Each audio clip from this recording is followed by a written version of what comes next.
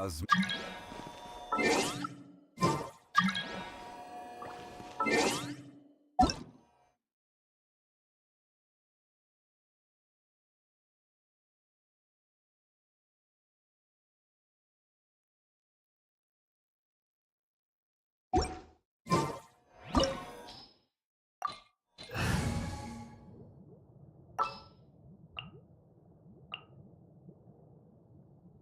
Time to begin work?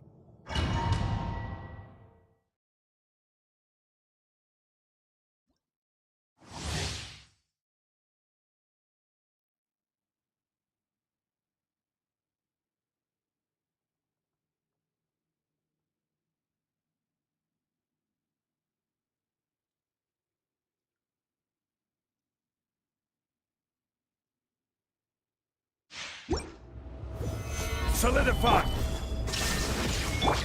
Hey!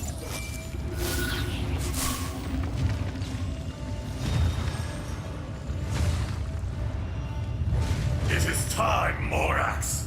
We settle this now! I see everything!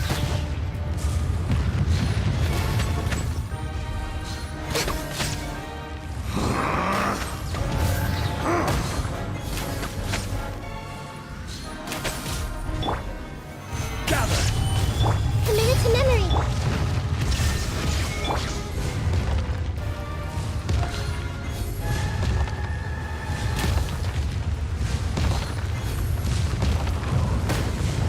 No touching! Solidify. Shine down! Everyone hold hands!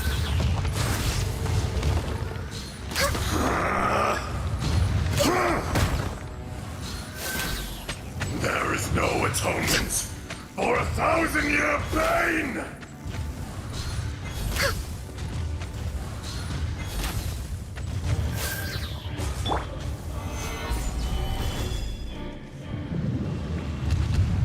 Today, you witness your reckoning!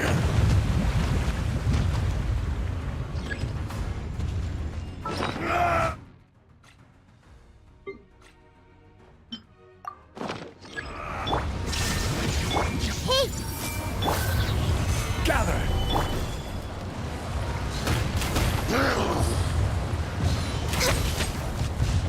Born of ice and frost! Crumble! Stabilize. Illusion shattered! Everyone hold hands! No touching! The enraged Earth will not absolve you!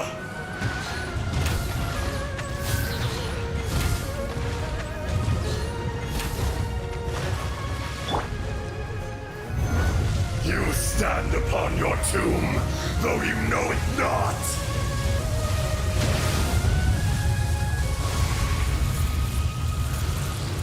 Gather. Come, There is no escape! experience an eon of suffering! This is long overdue. We're way behind schedule.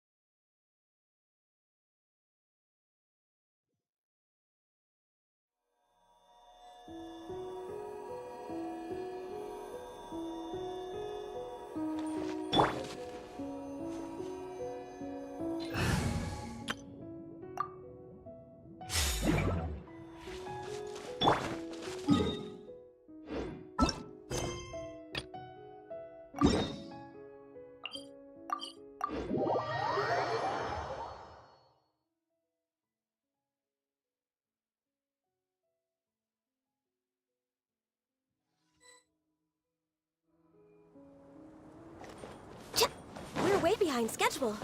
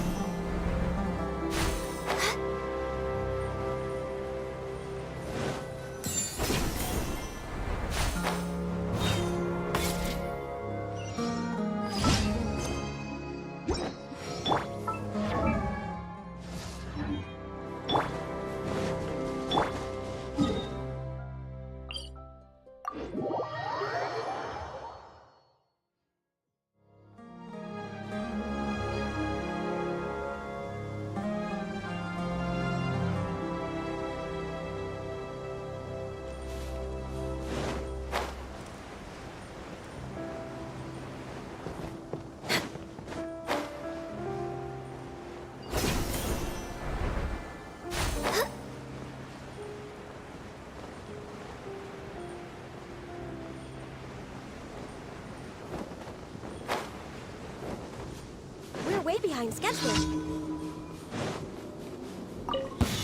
Happy to apply. New punching bag.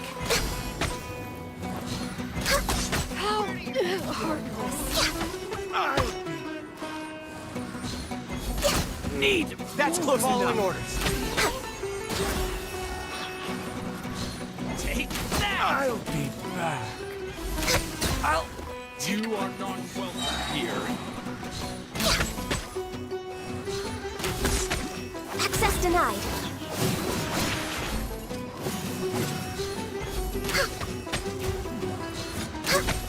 I'm getting sick of this game. How regret.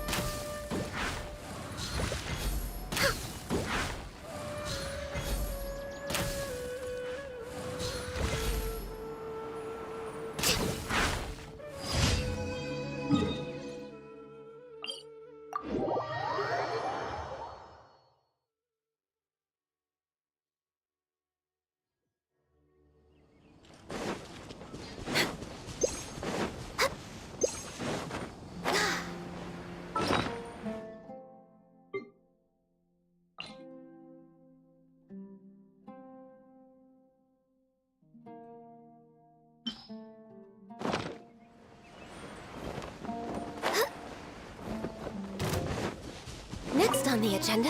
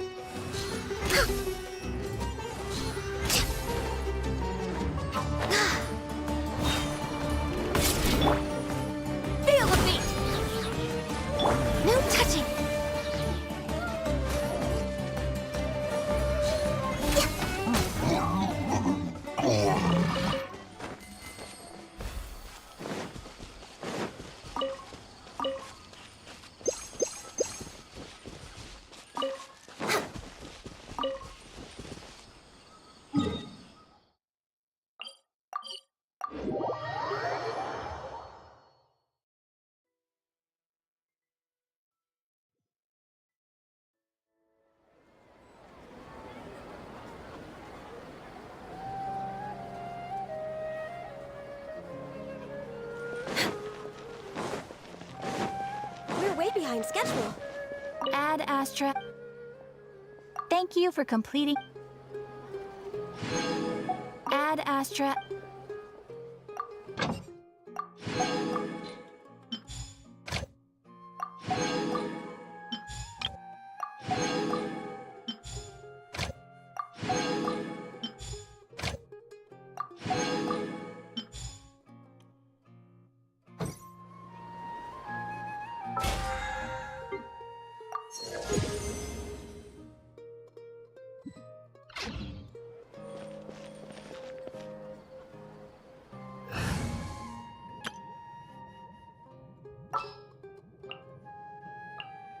It's time to pull the trigger.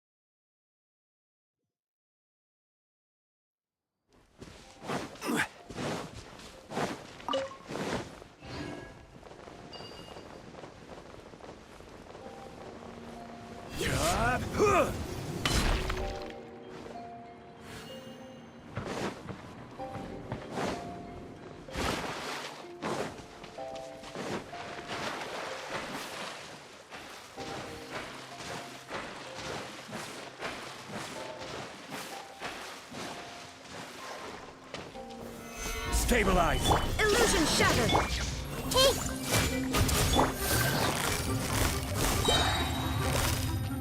Gotcha! Busted!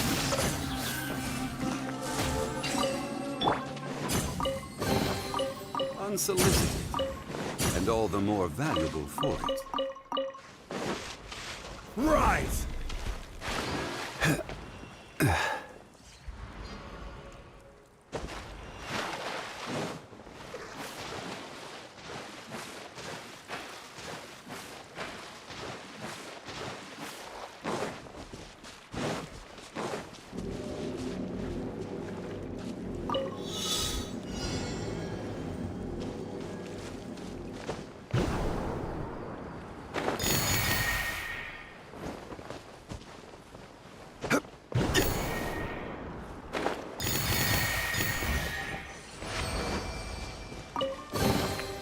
One man's stone is another man's gem.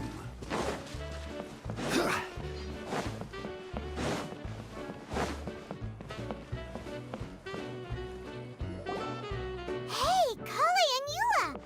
Oh, Adia is here too! Hey, it's the Traveler and Paimon. How are you? Did you rest well? Yep, this is a comfortable place to rest. I guess that's one thing here that's better than the desert. But other than that, there's not much going for this place. Saying things like that isn't going to help, Adia. But it's the truth. The desert is full of terrible memories for me. Being there was like... yeah, like wading through thick mud. That's a weird way to put it.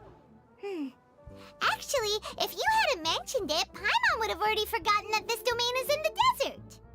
I know what you mean. The air here isn't at all like the desert. It's very humid, almost as if we're in the rainforest. It's a very familiar feeling for me. Everyone looks well rested. If you're ready, we can start making our way to the jungle north of here. Good luck, everyone! I'll be rooting for you! Hold on. I said we, didn't I? No need to say goodbye, because you're coming too. Huh? But wait, I'm just the mascot! You can't back out this time, Adia. The manager of the fairgrounds is waiting to see you. She said Adia is the only person who could help. Yes, Kale and I discovered a fairgrounds in the forest. The person in charge of it seems to be a Spontamod scholar. A scholar? But what's she doing there? Researching researching the forest ley lines? Oh, I wish there were ley lines here that I could ever study. Anyway, I know who you're talking about. I'd better come along then.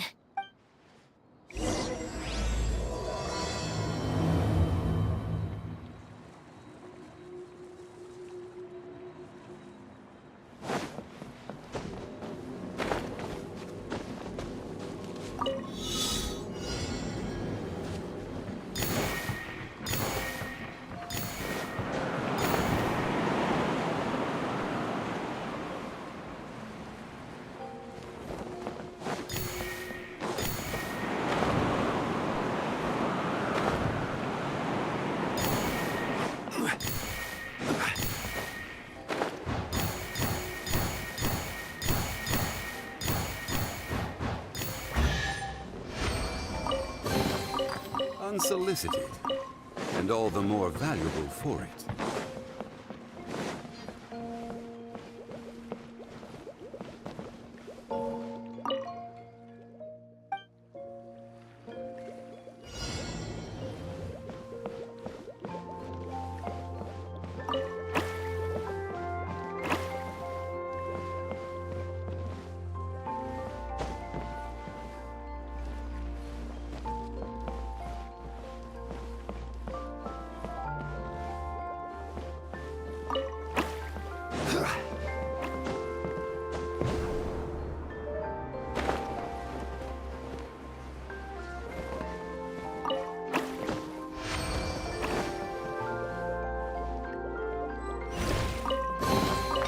Unsolicited, and all the more valuable for it.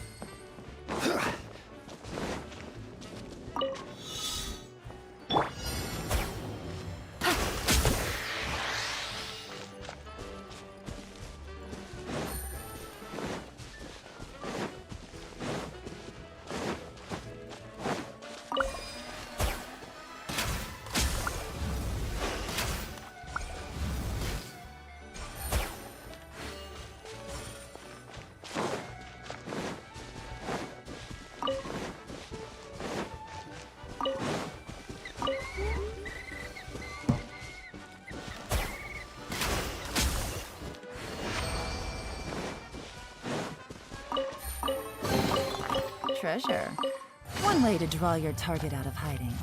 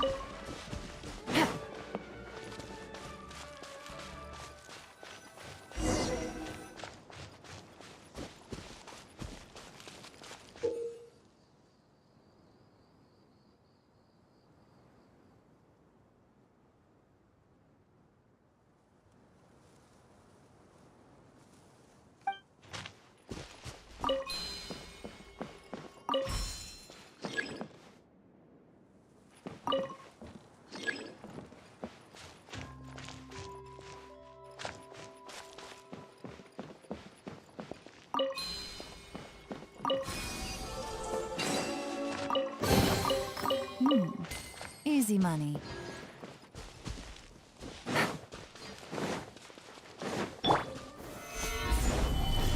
Shine down! I see everything.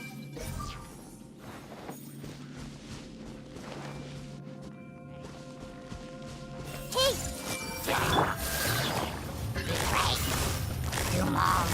Quietly now.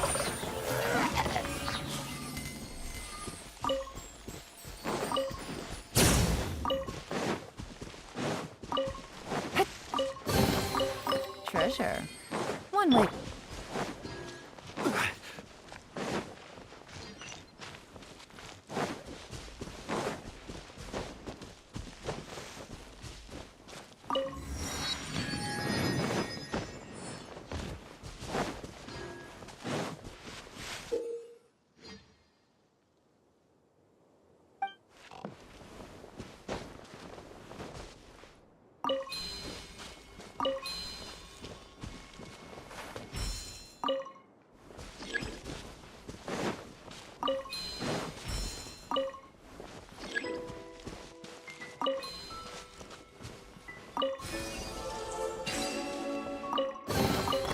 One man's stone is another man's gem.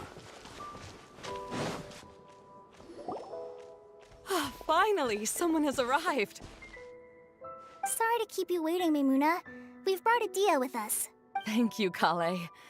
It's been quite some time since I've seen you, Idia. To be honest, I didn't think you'd actually show up. If anything, I thought you'd be curled up somewhere crying alone. Hey, you shouldn't be saying things like that. Doesn't seem to be the first time Paimon's heard someone say that about Adia, though. You wanna see me cry? Fine. I'll stop crying right here! No, please don't! All right, I shouldn't have said that. Now, who are these two? And Paimon is Paimon! They're reliable helpers. Lucky for you that I found them. You'd better be more careful about how you speak to them, okay? Of course. Good to meet you. You may call me Maimuna. For the sake of time, we should forego the usual pleasantries. Please follow me.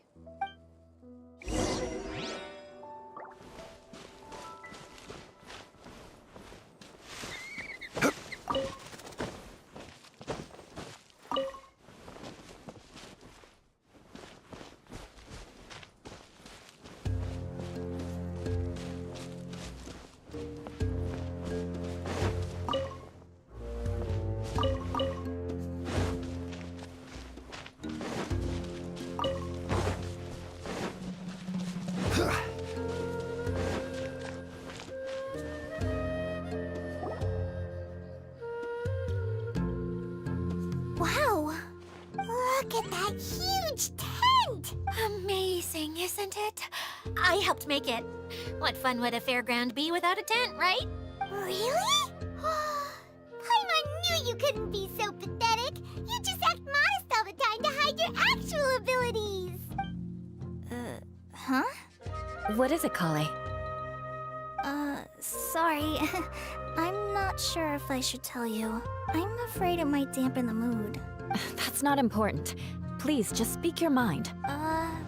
Well, there are lots of vendor booths set up here, but there's no one running them.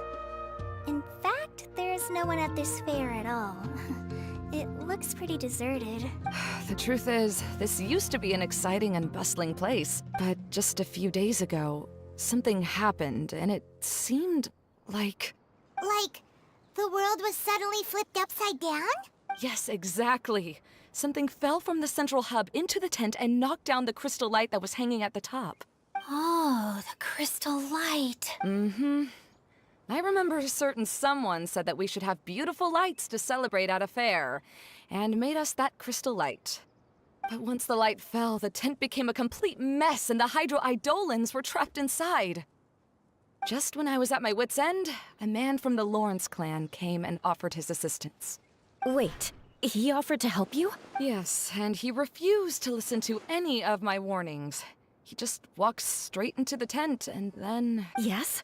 And then? Yeah, don't leave us hanging here! What happened? And that's it. He became trapped inside along with the Hydro Eidolons. Oh no, we have to do something! We can't just leave him there, Maimuna! I know, but the situation inside might be more difficult than you think. You should mentally prepare yourselves. Just talking about it is a waste of time. Since we're already here, let's go and scout out the situation ourselves. All right, this way, please.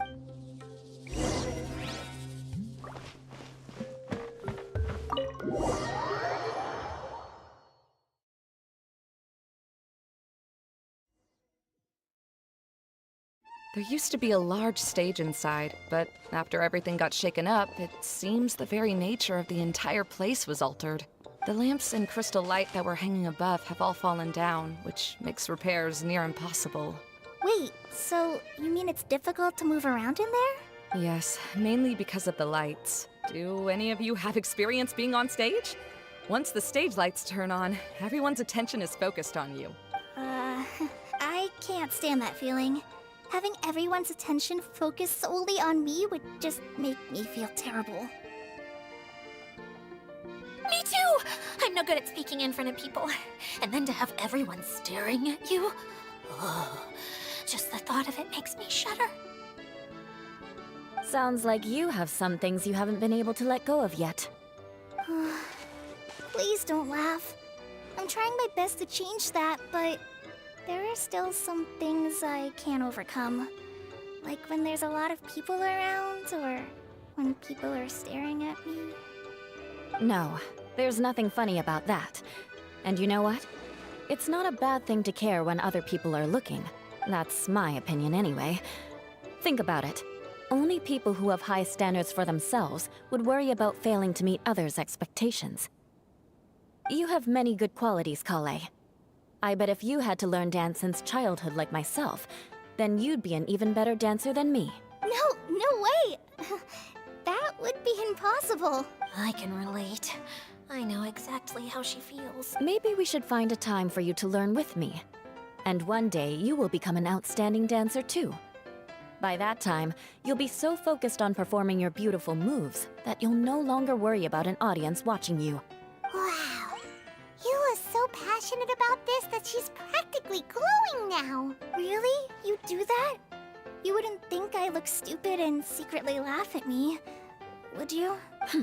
You really think I'm that kind of person? Fine. Vengeance will be mine. Oh, no! Of course not. Alright. Please teach me. Seems there's no need for me to warn you again. Anyway, you just need to open the curtain and you'll be able to see the stage.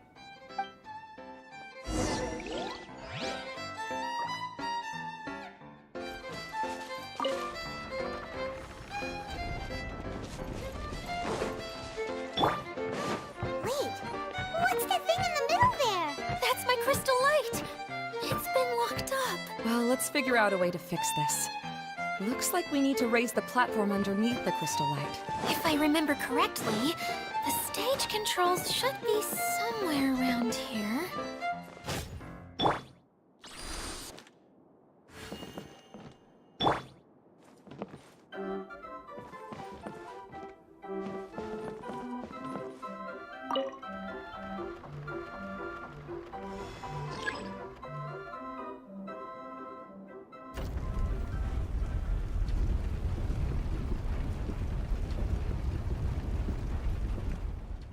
It seems we have to use the colorful lens to make the light change colors.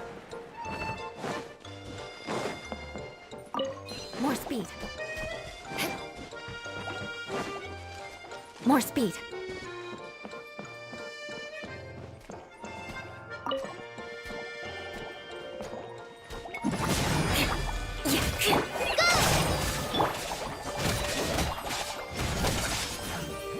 Rack and ruin!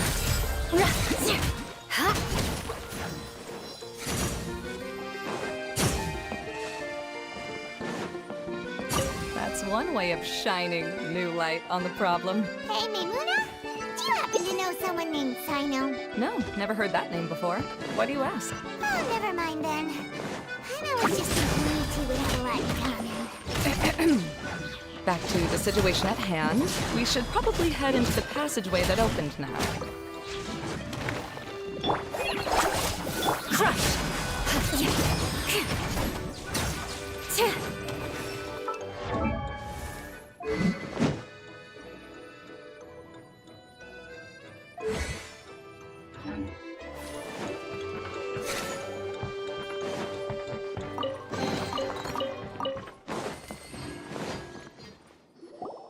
Hello? Is anyone here? If you can hear me, please help! Lessig Lawrence? Who are you? Who has the audacity to utter my full name? You sure don't look like you're in any condition to be talking like that. Yep. He's a member of the Lawrence clan, all right. Even though he's hanging on by a thread, he still insists on clinging to meaningless etiquette. You. What are you doing here? Huh. Have you come here to mock me, Eula? If you would just think for a moment, it should be pretty obvious why we are here. Yet, now you're intentionally trying to provoke me? Of course, you don't have to accept my help. After all, aristocrats are naturally superior and need no help from others.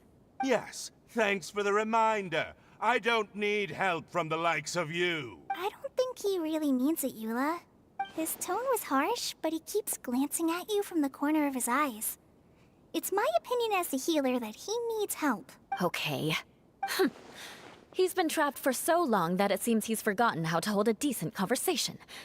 How ridiculous. Let's go. We'll leave the stage to this person who'd rather save face than save his own life. Hey, no, wait! Halt! You cannot just leave me here.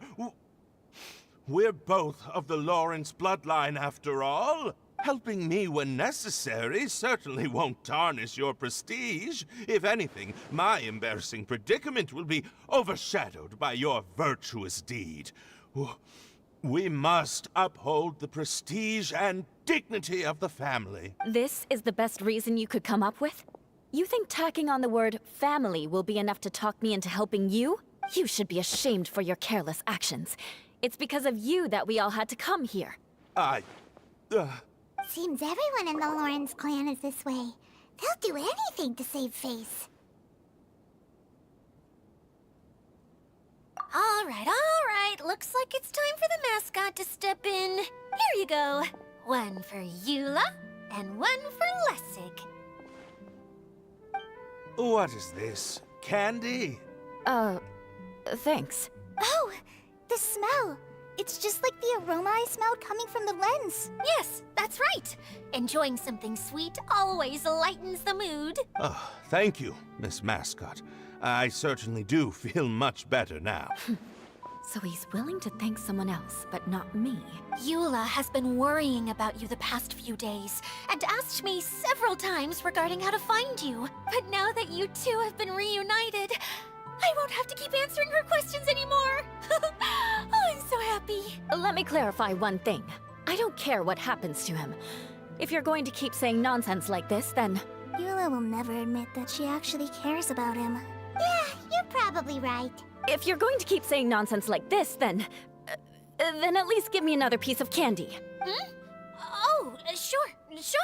I still have more. Sorry. I admit my mistake. I know I've caused heaps of trouble for all of you.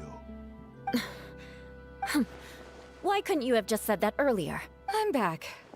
Oh? Have you already finished catching up? Why are you all looking at me? Oh, nothing. Don't mind us. All right, then let's clean things up here and keep working our way toward getting the crystal light fixed. There's no need to push yourself in your condition, Lessig. I'll take him and find some place for him to rest. I happen to be a little tired myself. All right. I'll leave my cousin to you then. You'd better rest up and regain your strength before we settle things, Lessig.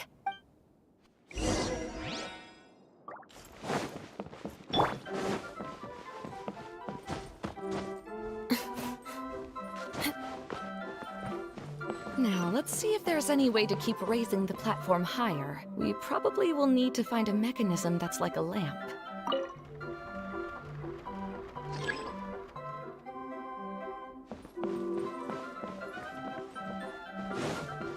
Strange. Is that really the Lessig that I know? You shouldn't always judge people based on the way you knew them before. People change, and people can always make different choices.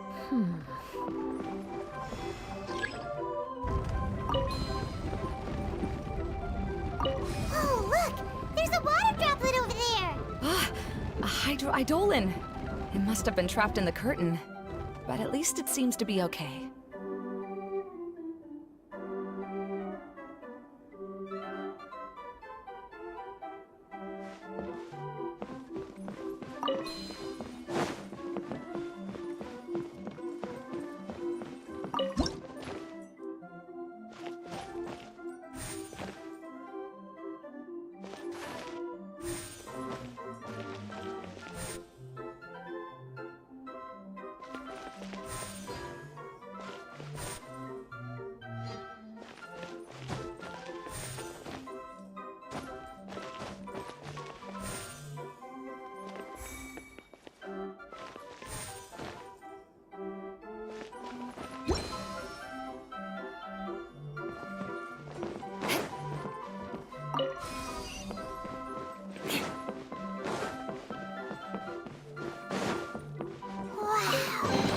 Paimon thought it looked big from the outside.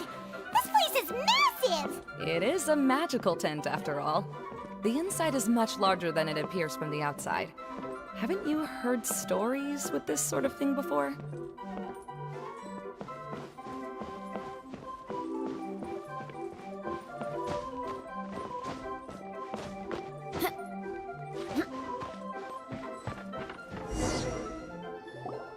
Oh, another path has appeared! This should be the last level. Yes, don't worry. We're almost to the top of the tent. The last thing we need to do is raise the crystal light to the very top of the tent. After the stage collapsed, I realized that having it raised only halfway makes it look a lot like the stage at the Grand Bazaar. Have any of you visited the Grand Bazaar before? No, I haven't. I have. I've gone there a few times with Master Tighnari. The place is bustling with all kinds of vendors. And if you're lucky, you can see Nilou perform her dance. Oh, a dance from Sumeru? I'd like to see that myself. If only it were on the way back, then we could stop there. It doesn't matter if it's on the way or not. I would be happy to take you whenever you have time, Eula. Great. I'll take you up on that offer. Yeah! Now that Paimon thinks about it, we've already been there more times than Paimon can remember. Really? My father used to help with festivities at the Grand Bazaar and would always give me candy during the events. I was just a kid and didn't understand anything. I was happy as long as he gave me some candy. To me, fairs and festivals were the best things ever. I always thought my father was amazing and wanted to be just like him when I grew up. But aren't you a scholar in the academia, Maimuna? As far as I know, scholars seldom could spend time doing anything but research. I doubt you could have time to assist your father in preparing festivities. Yeah, seems you read me like a book. When I had the choice between becoming who I wanted to be and who my parents wanted me to be, I ended up choosing the latter. But I was never happy about it. That's almost the exact opposite of Eula's situation. You must have already realized that. Why else would you set up all the booths here and make this place like a fairgrounds? Yes, but I'm still not as happy as I imagined I would be. I realized that attending a fair and running a fair are two completely different things. The main reason my childhood was so fun and carefree is because my family worked hard. But my father knew how difficult and tiring running a fair could be, so he wanted to push me towards academics. But in the end, I didn't do well in either. I gave up on myself and resorted to investigating ley lines in the desert. Some things happened, and then I accidentally ended up here. I finally had a chance to make my wish of running a fair come true. But after seeing everything come crashing down, I feel like I've lost the strength to go on. It's not as bad as you make it out to be, Maimuna. No need to feel so down. You have the courage to change, and you've been actively guiding us on this journey. Someone who's given up on themselves could never do these things. Oh, Collei. I understand my situation better than anyone. You don't need to try to comfort me. It's not that I'm trying to comfort you. It's just that people sometimes don't realize that their actions speak louder than words. Believe me, this is something that I learned from my time together with Eula. Oh? What are you trying to say? Oh, nothing. Now, let's get that crystal light fixed. All right.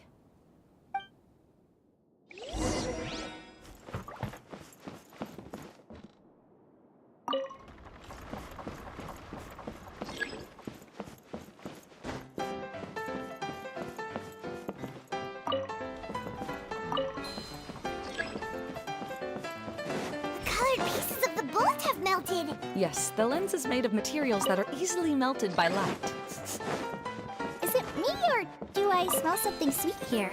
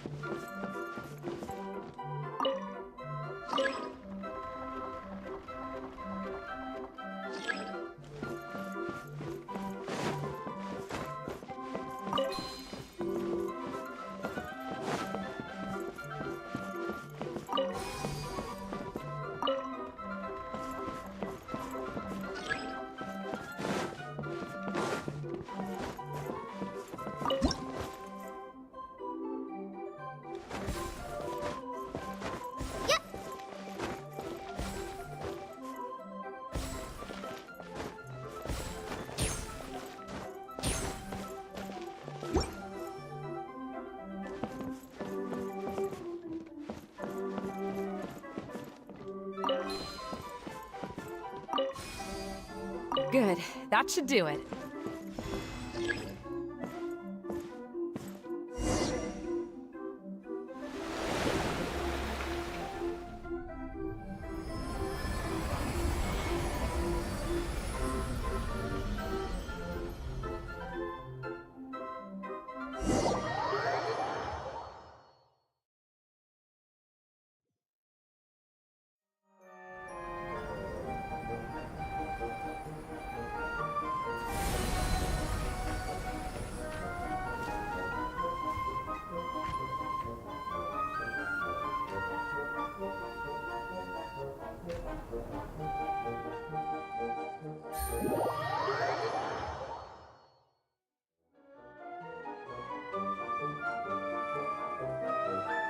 Hey, Edea! We're back!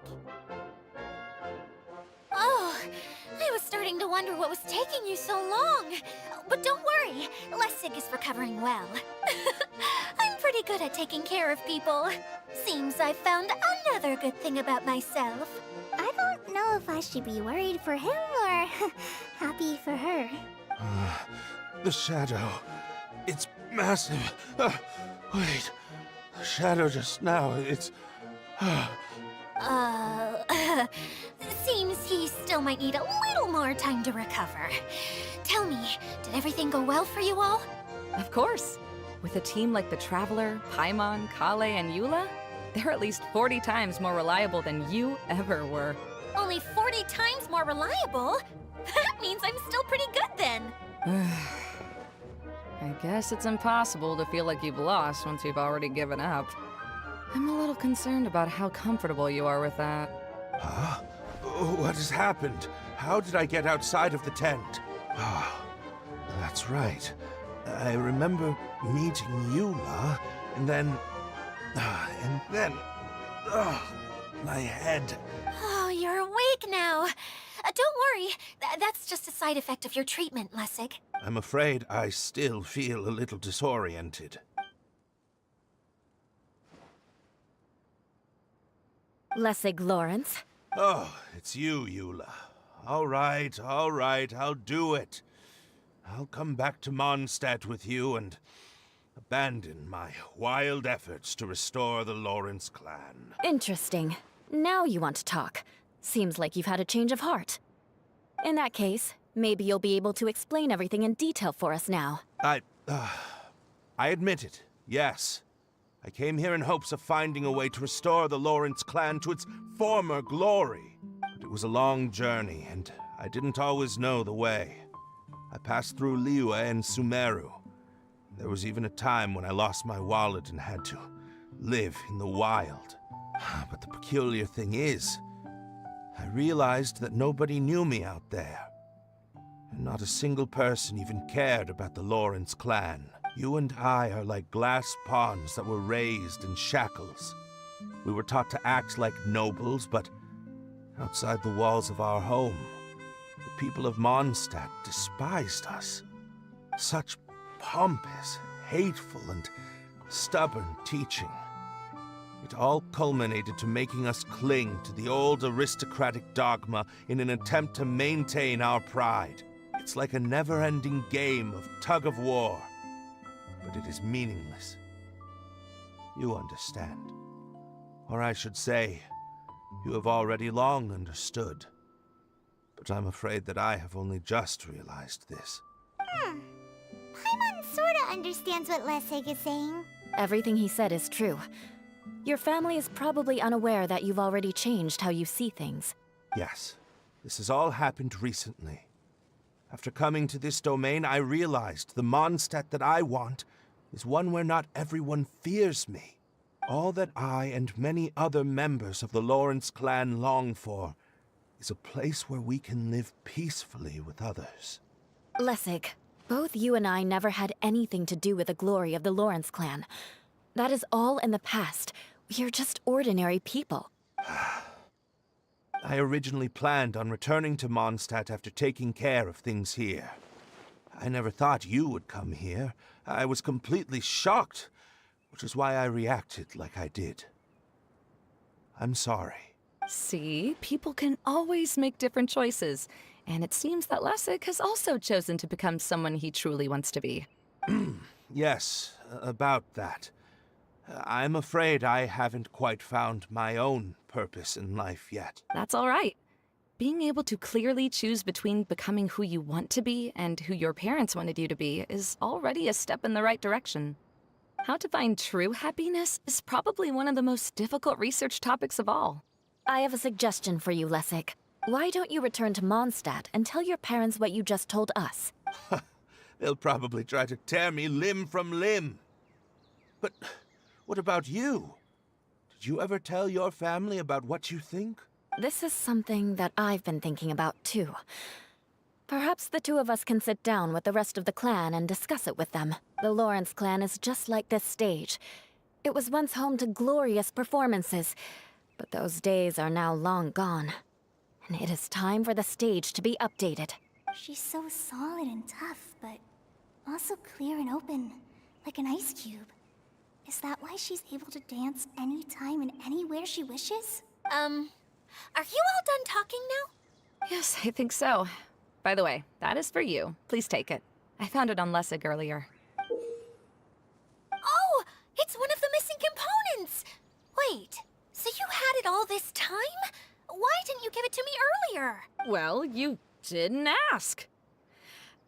All right, I admit it. I forgot about it. Okay, we'll let the Traveler hold on to it for now. Wait, this looks like... It looks pretty familiar. Have we seen one of these before?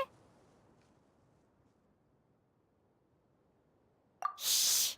Now's not the time to brag about being a hero! Ah, right! I also bought a similar box at the last festival. Yes, people often use this kind of box for candy at festivals. This was one of the materials originally used to create the tent. But now that the tent has been repaired, we no longer need it. Eating the candy from the box as an adult will never be as delicious as it was when you were a kid. But if you really think about it, there are way more things you can eat as an adult. Ah, so when it comes down to it, eating candy is sort of like life. It's just another choice. So, as of now, we've already collected 3 of the missing components. Only one more to go. I'm so sorry that repairing the tent took so much of everyone's time. You should all head back and have a rest. I'll lead the way.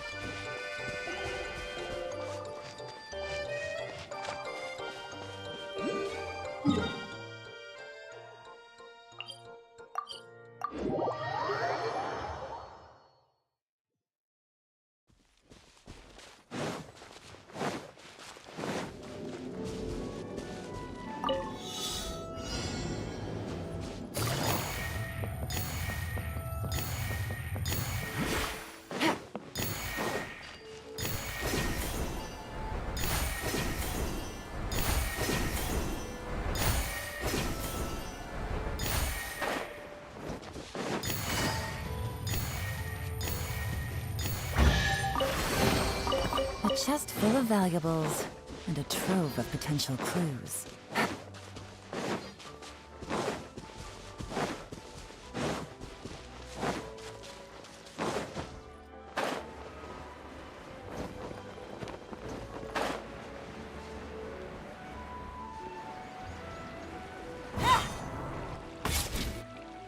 Hey, Kokomi! You're already here! Oh, you're back. I trust your adventures to the forest went smoothly? Yep, you could say that. How about you? Up to anything today? Well, I suppose it's time I told you that as the Divine Priestess of Watatsumi Island, I shouldn't actually be here now.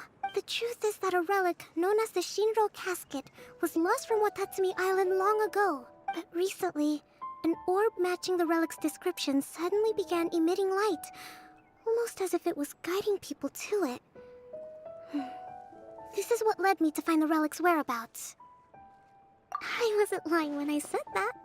Goro has often told me that sitting at home reading light novels is not the best of practices, and that I should try to get out more. As I made my way from Watatsumi Island to Sumeru, I enjoyed a variety of breathtaking sights. It really is a beautiful nation. I even stayed in the rainforest for several days. I was surprised to find that the relic had ended up in the desert. I knew it was somewhere here, but I still couldn't pinpoint the exact location. Though I feel that Idia was not intentionally trying to hide anything from us, this domain does have plenty of secrets. I'm sure you've sensed that too. Now that you mention it, a lot did happen today.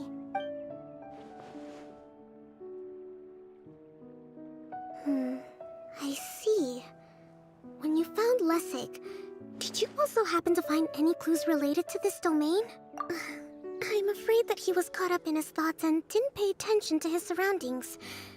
Actually, before the world was flipped upside down, this domain didn't look anything like this. Hey everyone! Oh, I hope we're not interrupting your conversation. It's alright. You two did a lot today. Care to join me for a cup of tea? Sure! That would be perfect! Eula and I just made some snacks. Turns out Idia has a cooking stove and oven. Seriously, why didn't she mention it earlier? Oh! So did you make us some moon pies? No. I made something called storm crust pie. You should try one, Traveler. And I made some pita pockets. You could try some, Kokomi. It should taste great with tea. Sorry. I should call you General. Oh, I would be happy to try some. By the way, Eula, how's your cousin doing now? Oh, him.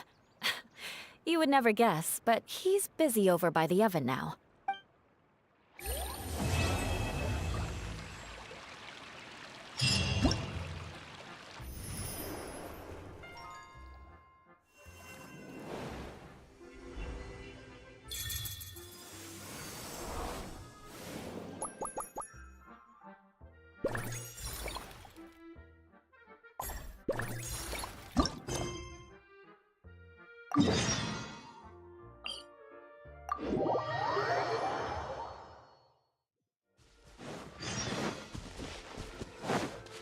Take it easy.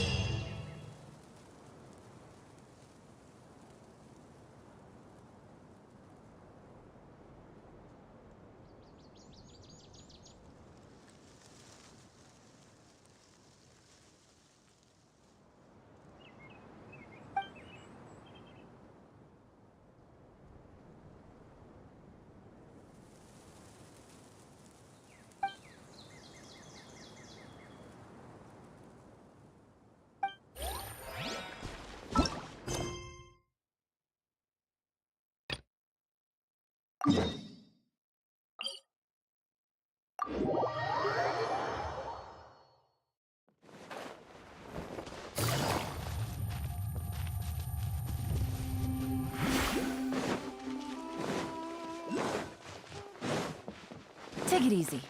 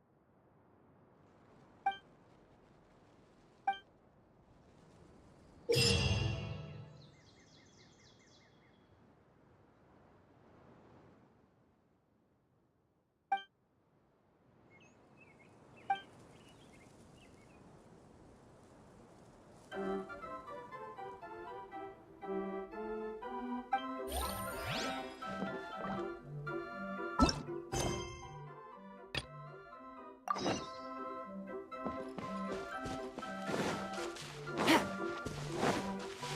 it easy. Take it easy.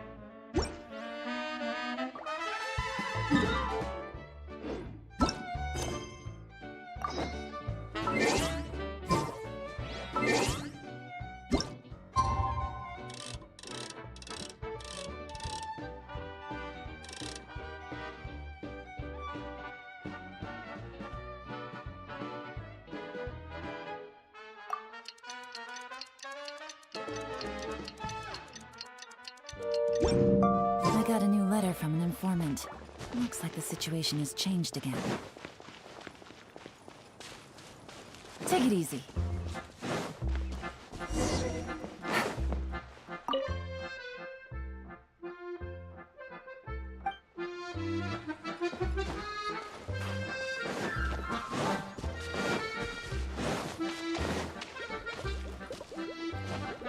Take it easy.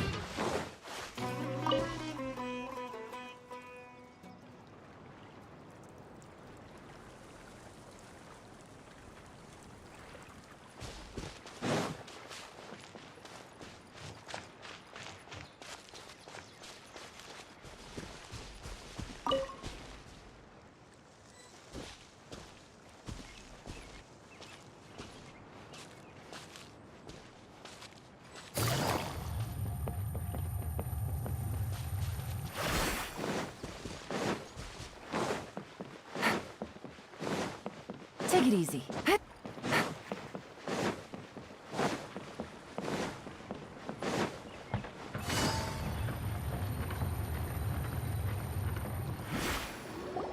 Really?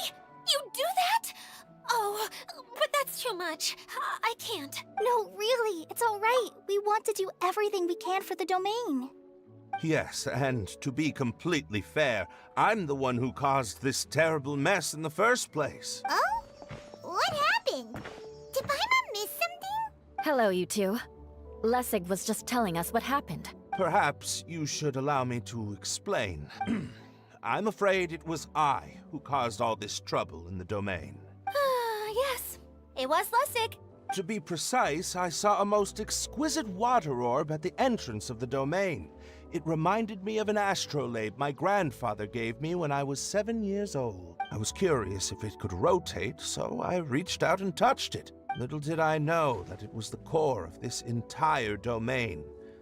What I mean to say is, I knew something was wrong as soon as the whole place started flipping. It's not just your fault. I failed in my responsibilities as the caretaker here. Oh, I knew I should have put the core somewhere more secure. Oh, you mean the big ball of water at the entrance? Yes, that's the one. Anyway, after giving it some thought, Lessig has offered to perform some more repairs and maintenance to help support the domain. But we were concerned he wouldn't be able to handle it all alone, so Eula and I will also stay here to lend him a hand. But don't be mistaken. I'm not doing this out of the kindness of my heart like Kale. My job is purely to monitor and ensure that Lessig doesn't cause any more trouble here. Oh, sure. I don't think anyone's buying that anymore, Eula. Though I do remember that Amber mentioned we should just nod and agree when you act like this.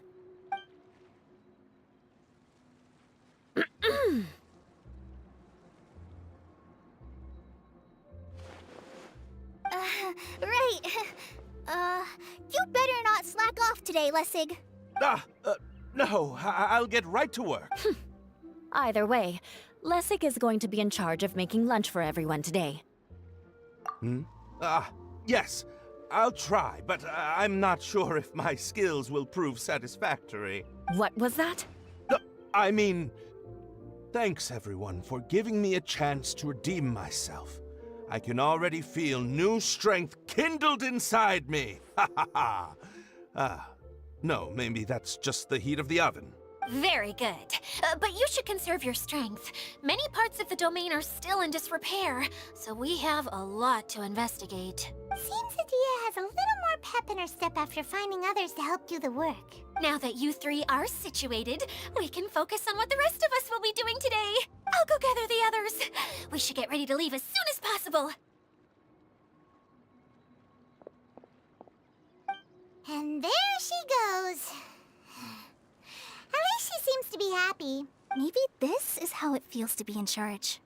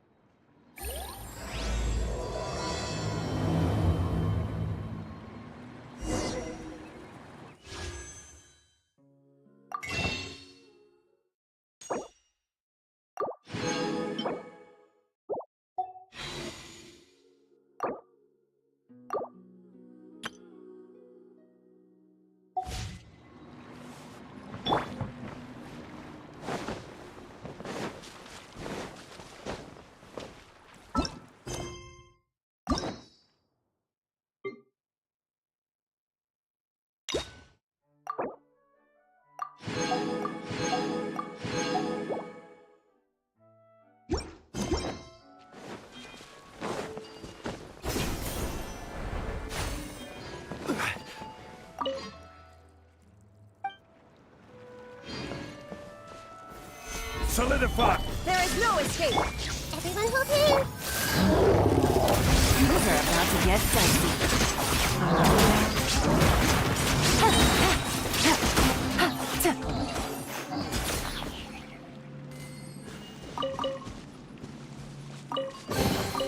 A chest full of valuables and a trove of potential clues.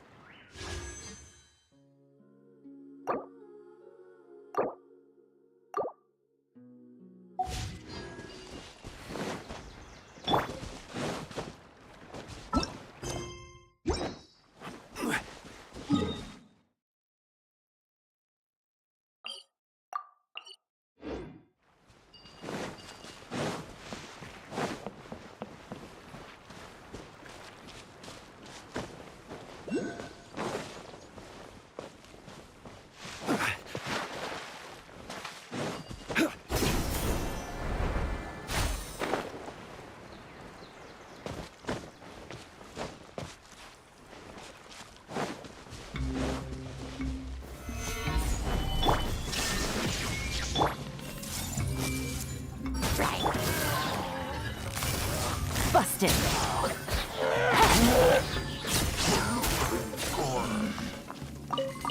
Take it easy. Take it easy. Easy money. Take it easy.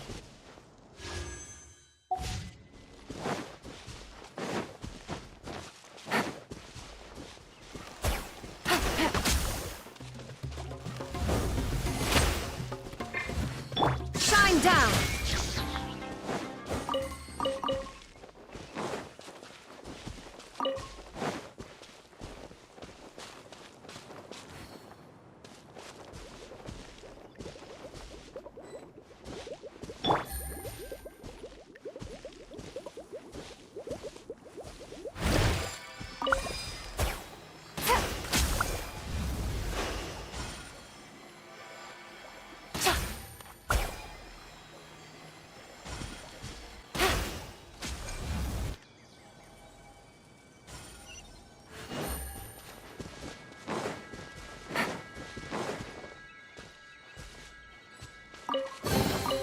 A chest full of valuables and a trove of potential clues.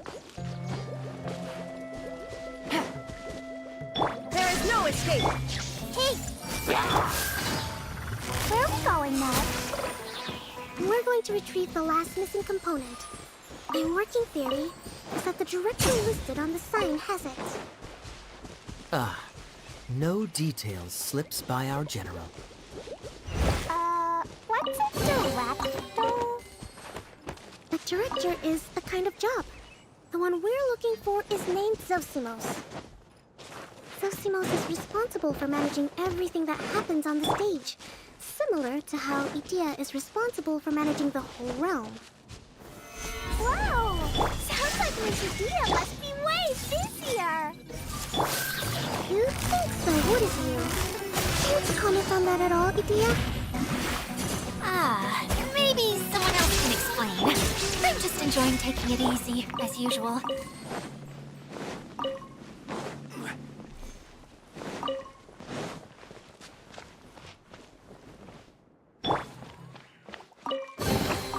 I wonder who this gift could be from.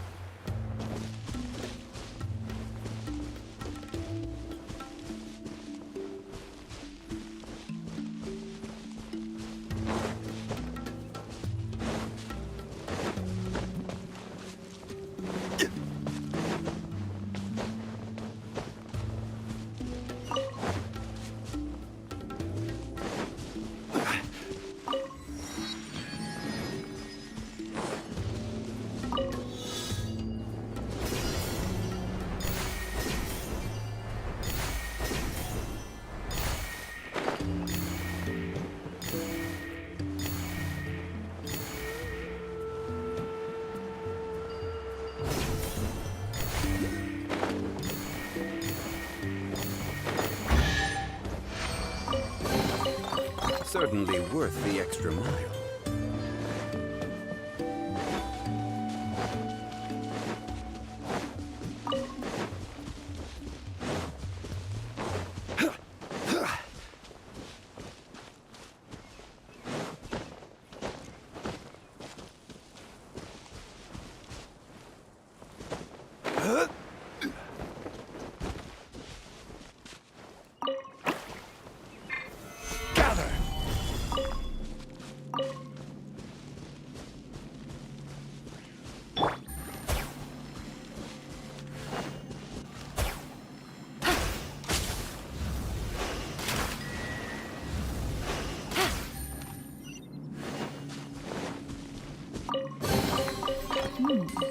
Easy money.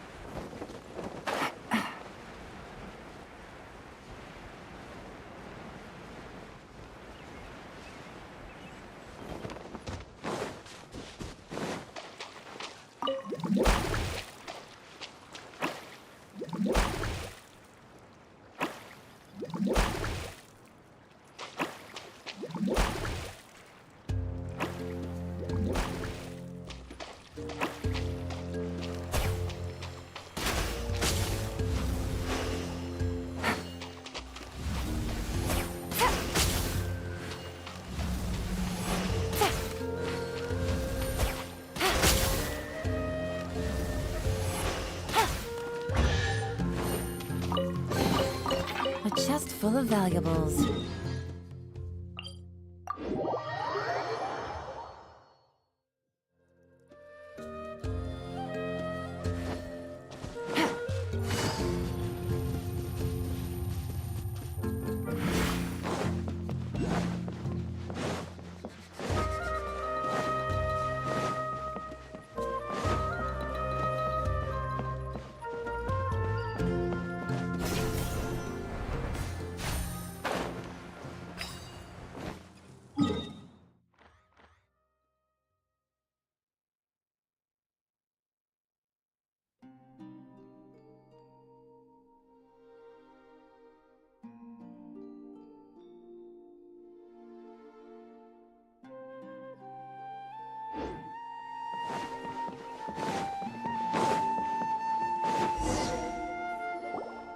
The director doesn't get out much. He's almost always cooped up in his treehouse making props or writing scripts. But I'm trying to remember now.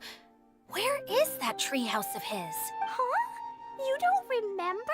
Hey, don't forget! I'm just the mascot. I believe it's that way.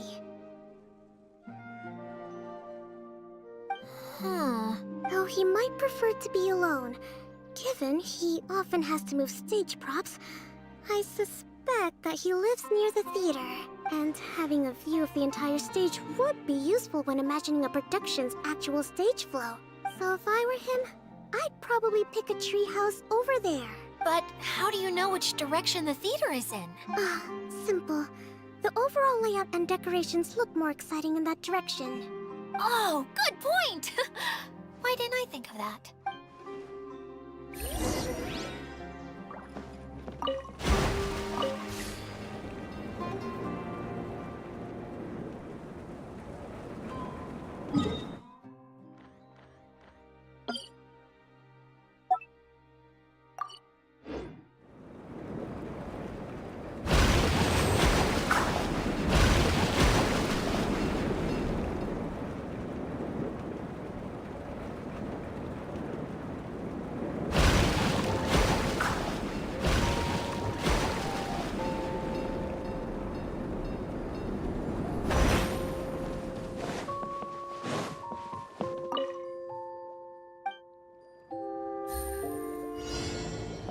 Take it easy.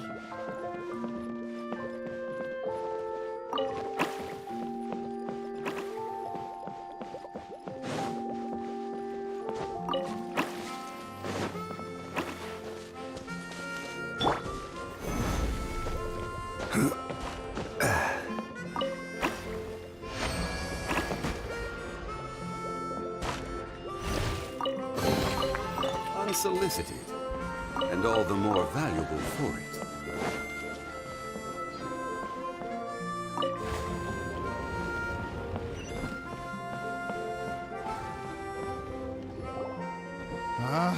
Where did that blasted automation mechanism go?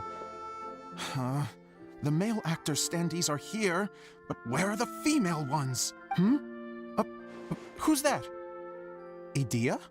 Yes, Zosimos! 'Tis I, Edea! How's that for a dramatic entrance? This is a surprise.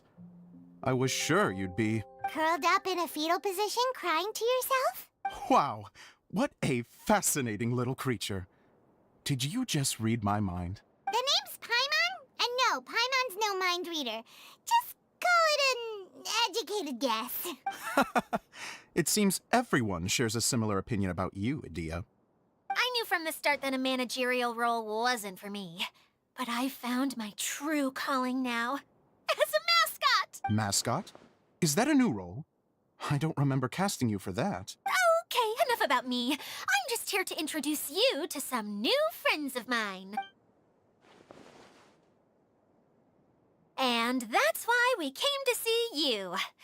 Well, do you have the component that fell out of the central hub? I do. However, I'm afraid the incident has caused many malfunctions with the stage mechanisms, and I can no longer put on any performances. Okay, so you're holding the component ransom till we help you fix the mechanisms, huh?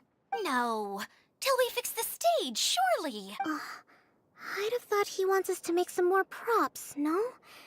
Given that some of the standees are missing. Or maybe the component is broken and we need to fix it. You're all forgetting that the majority of his work involves writing scripts. I'll wager that he wants us to edit them. What has gotten into you all? What sort of person do you take me for, The component is safe and sound. I can give it to you now if you'd like. Although I was hoping that... maybe you might be willing to... help rescue my show? You're a big group. I have lots of roles to fill. It would really speed up the casting. A show? That sounds fun! I want to help! Can we? Also, truth be told, I've hit a bit of a roadblock in my script and was just thinking about how to move the story forward. And then you all showed up. Suddenly, I got my muse back. I don't know how to explain it, but something about seeing all of you finally helped me figure out how to continue my script. Huh? You mean that story you've been stuck on forever? Are you serious? You really think you can finish it now? Yes, really. Just give me a little time, and I'll write it all up. In the meantime, I'll leave things to you, Edea. Whoa! And he's off to write the script! Zosimos has always wanted to write an epic story about a thief and a mage. Apparently, he got the idea from some rumors that were swirling around, but he only got as far as writing the intro before writer's block set in. Why don't you all take some time for yourselves while I see what I can do? We'll reconvene after the director finishes his script.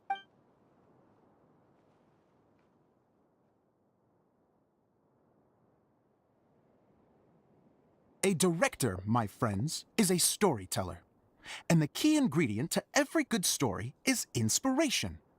The moment I laid eyes on General Sangonomiya, inspiration hit me for a brand new character. The heroine was the missing piece of the puzzle. The rest of the story flowed naturally from there, and now it's finished. So please, take a look through your scripts, and we will tell this story together.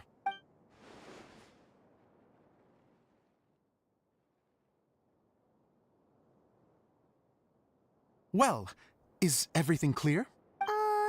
Director Zosimos, how do you pronounce this word? Let me see. That's sojourn. It means to stay for a while. This is a very cute moment, so let's make sure that comes through in the performance. Oh, wait.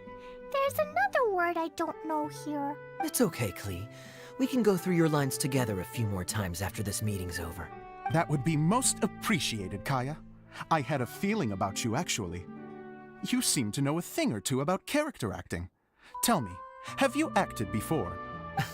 You're too kind. It's all in the script, really. It just rolls off the tongue. Oh, you think so? Well, you definitely have a knack for it. I've actually been looking out for someone with your talent. If I make it as a big-time director, then I can see us working together for the long term. Be sure to stay in touch, okay? You and I are gonna go places. What can I say? Sounds good to me. Great. Fantastic. Now then, please go through your scripts one more time. But don't just read the words.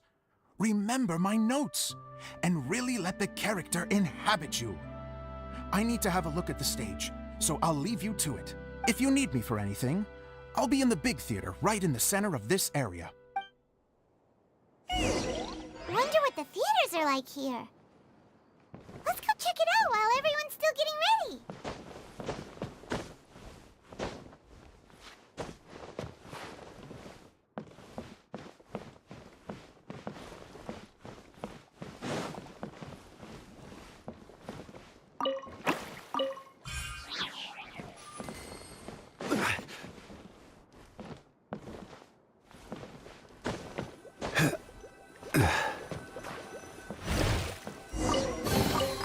Unsolicited, and all the more valuable for it.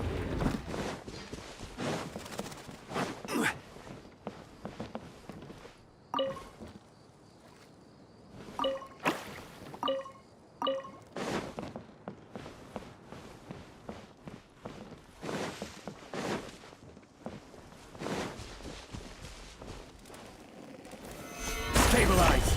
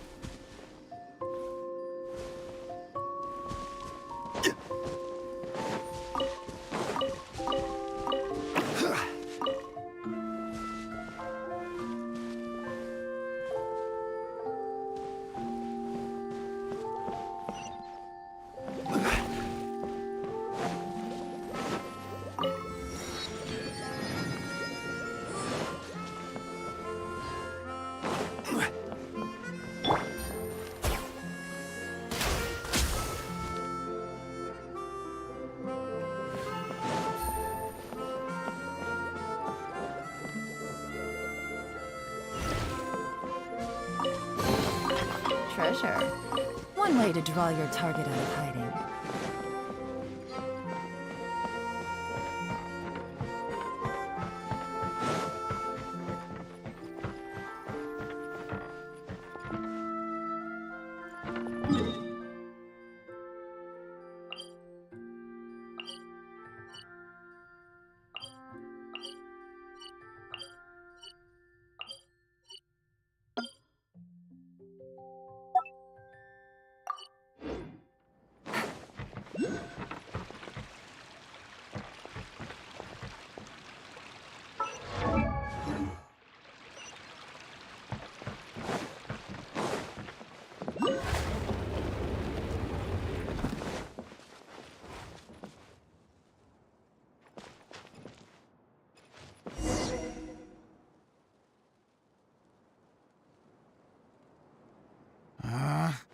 Where did it go?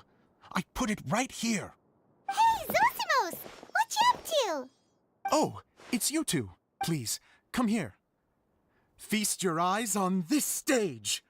I designed it myself. So, directors have to design the stage too? Oh, I'm no ordinary director. I take a more holistic approach. Directing, script writing, stage design, I do it all. Sounds like a lot of work. Edea wouldn't be able to handle that kind of job. Edea has her work cut out for her too, you know. She's my one and only member of the audience, though she often criticizes my shows. Well, she just says what she thinks. You don't know how to write, or this is getting ridiculous. I think it's because I use preprints in a way that she feels goes against what they're intended for. But even though she's my harshest critic, she's also been my biggest supporter in a lot of ways. I guess you could say she's like my agent. I'm very grateful to her.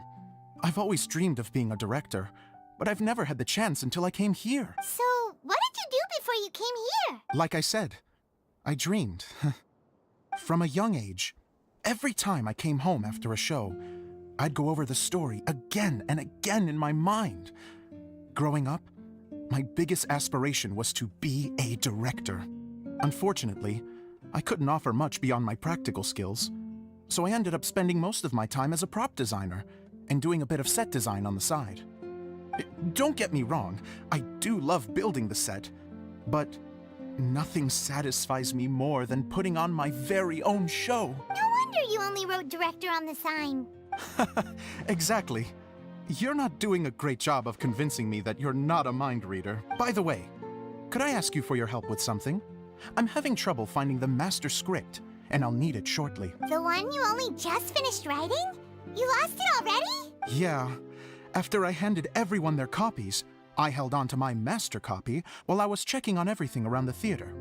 I must have dropped it somewhere. If it's not here, then it might be in the attic. These are the only two places I've been since I finished writing it. But, I still have some things to do to get the stage ready. Would you two mind having a look for me? No problem. We'll find it.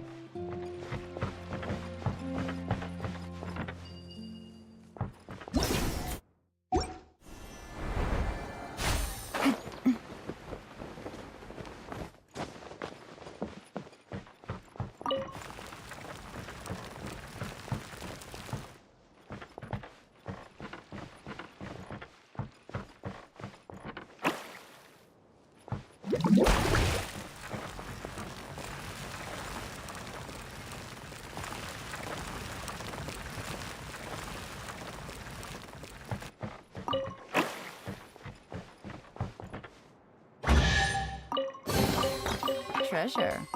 One way to draw your target out of hand.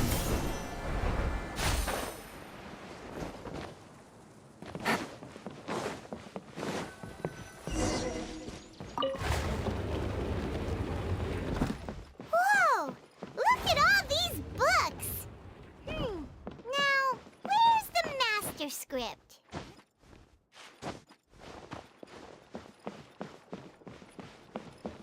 Oh, sounds like a water droplet is on the second floor.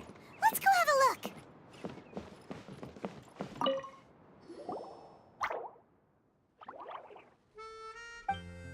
Wow, this is a lot of scripts. Looks like the water droplet has been managing them for the director. Most of them look like works in progress. Then it should be the one that's finished. Okay, let's look for the thickest one and then check the ending. This is the only script that fits the bill. Plus, it looks pretty new. This must be the master script. Let's go give it to Director Zosimos. Zosimos, we got your script. Thank you. That's a huge help. I'm running out of time here. There's no way I'll be able to fix everything up perfectly. We may just have to wing it. Anyway, the stage is secondary. The performance is what really matters. Things can always go wrong on stage, but as long as the show goes on, it should be fine. You don't sound very confident in what you're saying. It's true. I realize now that a show is the art of the unknown. Even if you have the same actors performing on the same stage, the performance will be slightly different every time. Those subtle differences are what make each performance special. Okay. One last request. Traveler, you can enter the preprints, yes?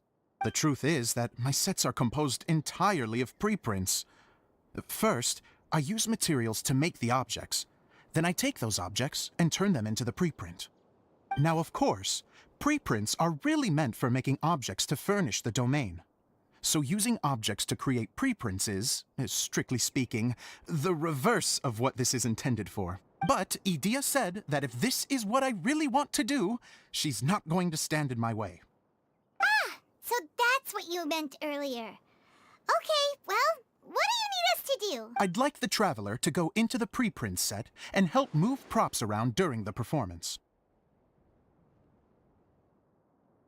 The reason is, Oh, Paimon gets it now.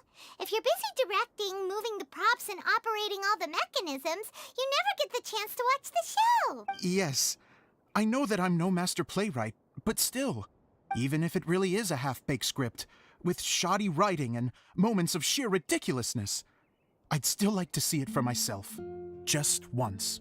Hard to turn a guy down after a speech like that. Thank you. Genuinely, I'm so grateful. I'll go and inform the others. Then, as soon as you're ready, the show can begin.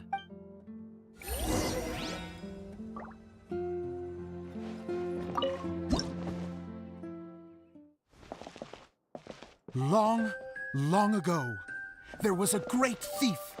He lived in a land where the light did not shine, where all suffered in the darkness. People call me? Sorry, Kaya. Directly into the microphone, please. Otherwise your voice'll, you know. Okay.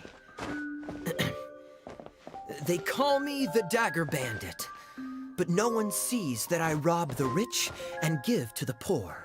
Here in the dark, evildoers run rampant in the shadows, while the good, honest folk stumble blindly on, just trying to find a way through.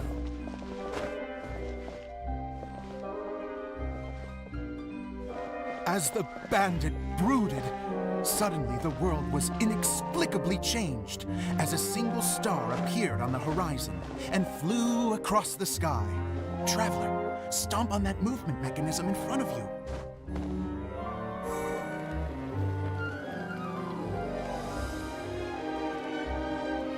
Light. A brief flash, yet enough to illuminate the world. If I can find the source of that light, I can shine it into the darkness, and the people will suffer in blindness no longer.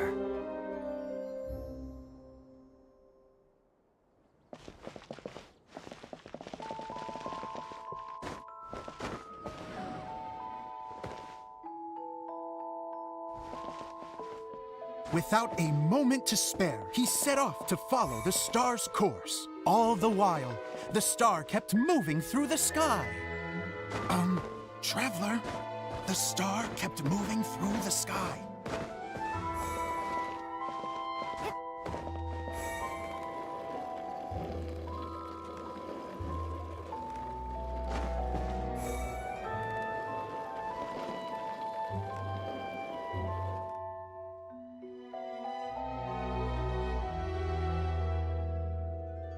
Looks like I have to go through the desert. This could get dangerous. If everything he'd heard was to be believed, the desert ahead was a no-man's land filled with horrors. Worse still, the star had landed in the most difficult-to-reach location, surrounded by sheer cliffs, but he was determined to press onward. I've come this far, and I'm not about to turn back now.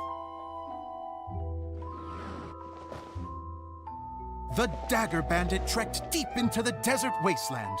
Yet when he finally arrived at his destination, he found not a fallen star, but a young girl, dressed in white. How strange. I'm positive this is where the star landed. Young lady, do you know where the light has gone?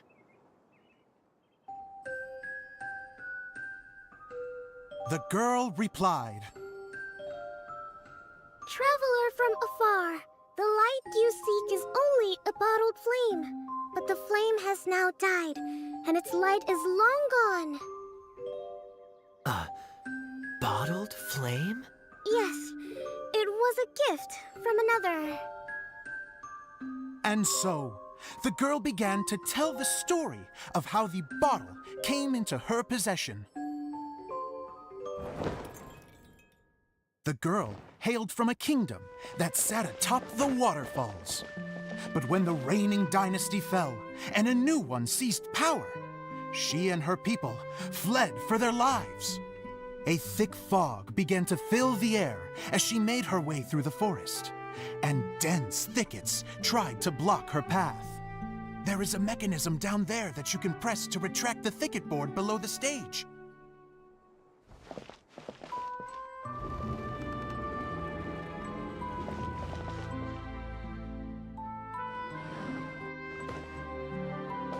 If I only had a lamp to guide me through this wretched forest, then I could survive. With scratches covering her arms and legs, the girl pressed through the pain and made her way forward. The road ahead was arduous, but she was determined to press onward. I've come this far, and I'm not about to turn back now.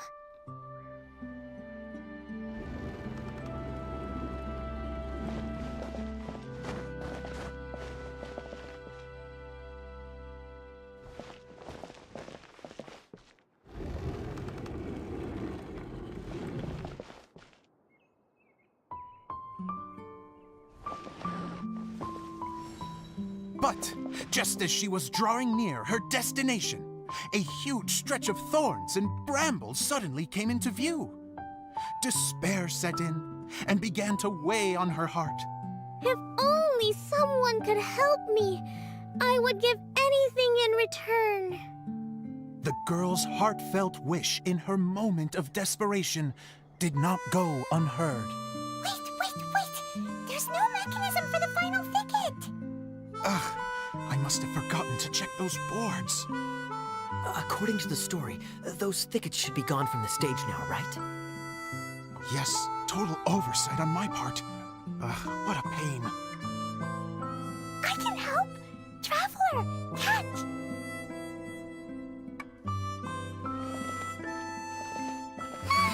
It's a Jumpy Dumpty!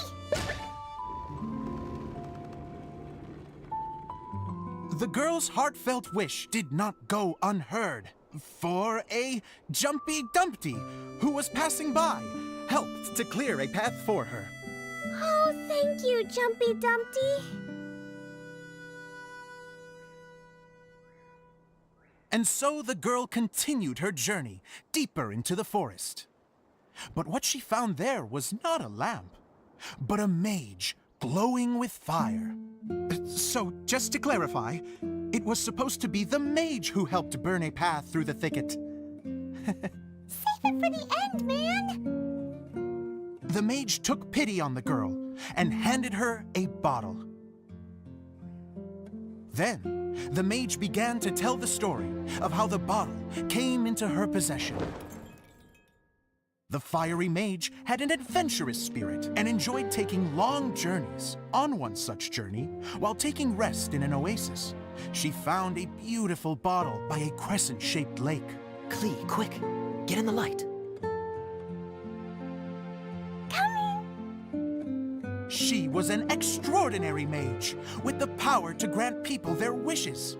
She turned the bottle into a thing of equally extraordinary power. But the only place that it could make wishes come true was inside of the bottle. Oh me! Oh my! Look at this wonderful bottle of mine! It could make a fine toy! But better still, a sojourner's home! The fiery mage blew into the bottle, allowing it to grant one single wish outside its glass walls. Oh, am I supposed to blow into it? Wow, it lit up!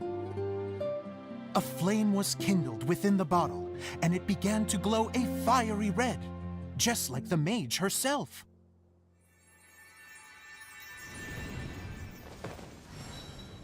After the mage finished telling her story, she disappeared, leaving only the bottle behind. A magic magic bottle that can grant wishes.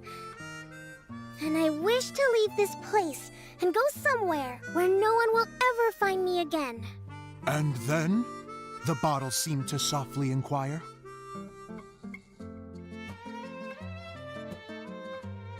I don't know. The flame in the bottle faded as the girl's single wish was granted, and she found herself in the middle of the desert, far away, where no one could ever find her.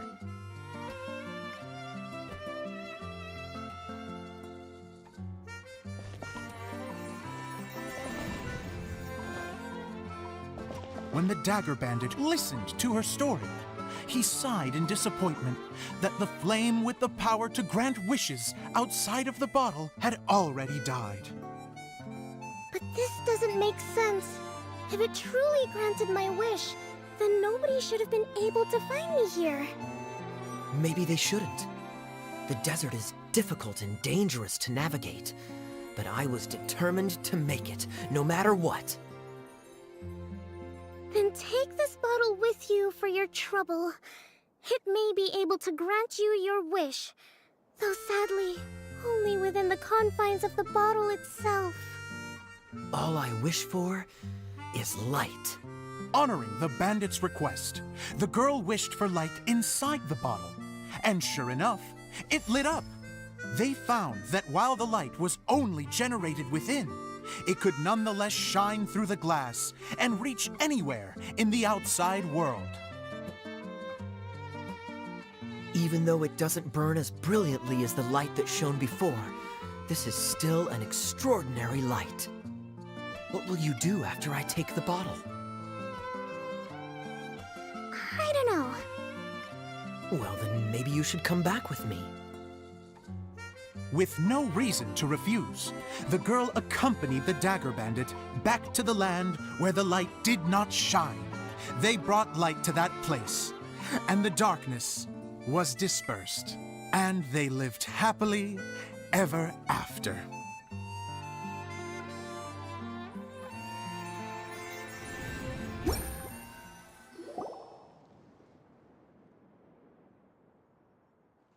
And we're done! Seems the show went pretty well.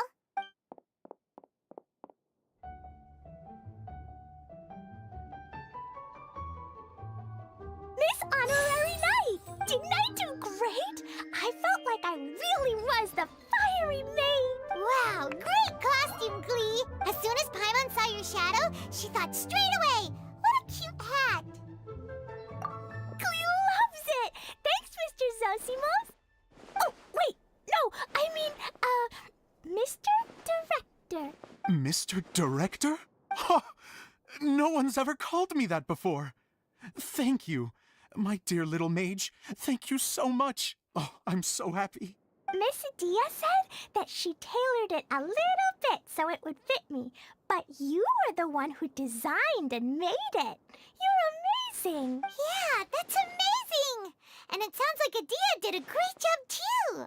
It was nothing really. Just one of those, oh no, whatever shall I wear to the ball moments. Sewing comes in handy at times like that. Sewing is an art in its own right. You're more talented than you give yourself credit for, Dia. Really? Oh, I'm just gonna go for a second. Please, chat amongst yourselves. She gets embarrassed so easily. She really can't handle being in the spotlight. Idia's a sensitive person and doesn't have a whole lot of self-confidence. I hope all the excitement hasn't brought her to tears. Oh, I'm a little worried. Don't worry. I'll go make sure she's okay. I'll see you all later. So, what did you all think of the play? Any thoughts? Huh? Uh-oh. Time to get serious. Now, are you sure you want to hear what we really think? Oh, absolutely. I had the courage to ask, didn't I? So, don't mince your words. Go ahead. Speak your mind. I can take it. Okay, Paimon will go first. So, the dialogue at the beginning was pretty good, but it ran out of steam as the story went on. Paimon could tell that you ran out of inspiration somewhere along the way. The characters were honestly a a little bit ridiculous? Paimon didn't get what you were trying to do. The moment anyone started to show any kind of substance, suddenly the scene was over. Yes, all very good points, Paimon. I would add that in its attempt to pay tribute to the series 1,000 Nights, all semblance of a coherent was sacrificed. Plus, I do have to penalize you for the issues with the props. Miss Edea, what are you doing back here? Oh, you know, I return like the tide when people start discussing something important. Huh. Especially when it has to do with criticizing my show. But there was one thing I liked about it. Just one, mind you. The story had a good ending. You think so? I thought I was letting him off lightly. Edea, could I borrow you for a moment? Oh, sure. Excuse me for a moment. Back to you, Paimon. Keep up the good criticism. Okay, in that case, Paimon did have one other complaint. Let's hear it. Taking criticism on the chin is all part of being a director. The ending was all wrong. The girl's motives were clear and simple the whole way through. It was kind of jarring when all she had to say was, I don't know. And doesn't anyone else find it weird how her whole community was on the run, but she was only looking out for herself the whole time? I'm fine. I'm not going to improve without feedback. I also learned a lot this time with the chance to be off stage. To be honest, it was a dream come true. What a great attitude. You don't seem upset at all by our comments. I wouldn't say I'm completely unaffected, but you're only speaking the truth. They're all very valid points. Still, now that Paimon thinks about it, you did finish the script in a bit of a rush. Maybe we were being a little too hard on you. That's perfectly fine. Nothing is as important to me as my work on the stage. We all use our imaginations when we're kids, right? I used to play with dolls and my own cardboard cutouts by the light of an oil lamp. The shadows would come to life and dance on the walls. I never got tired of it. Fast forward to now, and in many ways, I'm still that same little kid, lying on his bed, making sound effects. And I get the same joy from running a show now as I did in my little bedroom theater. Of course, a director can accomplish nothing without a cast and crew. So on that note, I want you to all know that I am eternally grateful to each and every one of you. Hey, don't mention it. We had a blast. Okay, here, take this. Your component, as promised. It's the bottle from the show! The one that lit up when I blew into it. That's right. Can you guess the secret behind why it lights up? Oh, maybe there's an invisible fairy inside that opens its eyes when you blow into it. Bingo! You guessed it. That should do the trick. Oh, wait, this needs tightening up a little. Hold on. This will only take a second. This outfit's more fashionable than I imagined. Excuse me, everyone. Do you have a moment? Especially you, Zosimos. Edea wants to do a little something for you. She says it'll be a dream come true. A dream come true? Yes. She said that as useless as she is, she wants to do something for you as the first person to have heard of your dream of being a director. Her words, not mine. I'd have to disagree, though. I have never thought of Edea as a useless person. How is this suddenly about me? If everybody is ready, then I'd like to invite tonight's male lead to take the stage. Ta-da!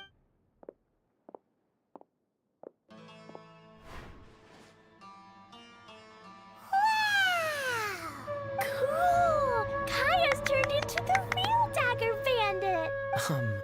How is me changing outfits supposed to make the director's day? It's just a prototype costume. Is he that easy to please? Don't be silly. If I know our director, nothing will make him happier than to see his ideas brought to life by the right actor.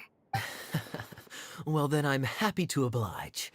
Who am I to argue with the star of the show? Zosimos drew up countless designs and made a few prototypes before landing on this one. It just needed some tailoring to fit properly, so I made a few stitches here and there. I hope the result isn't a disappointment. I'm good. Thank you again, Edea. Oh, please, don't mention it. Well, now that we have the final component, it's time to say goodbye for now. Let's head to the core of the Veluria Mirage and get this place fixed up. Can I keep wearing my costume? Please do, by all means. Both of you can keep your costumes. It seems only fair. Yay! Kaya, keep wearing yours too. It looks amazing. I agree with our mage. I'm sure it's not every day you get to play such an unforgettable character. Sure. I think I can be a bandit for a little longer. Bye-bye, Mr. Director. Take care, my dear friends.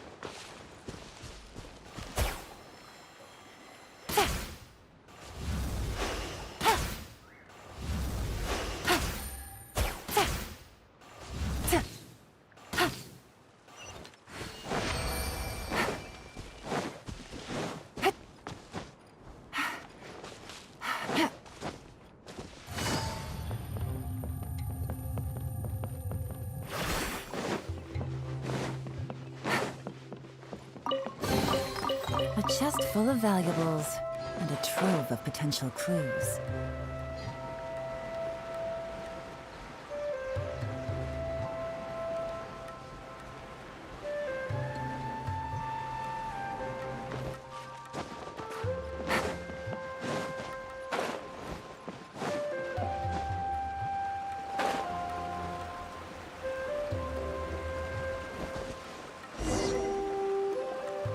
Oh, Eula and Kale! You got back before us!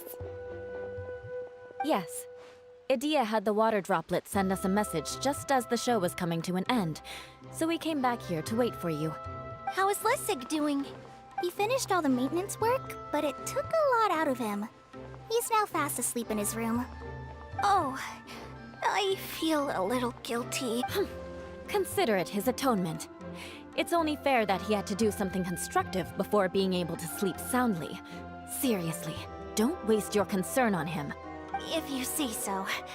Okay, without further ado, let's go and fix the domain!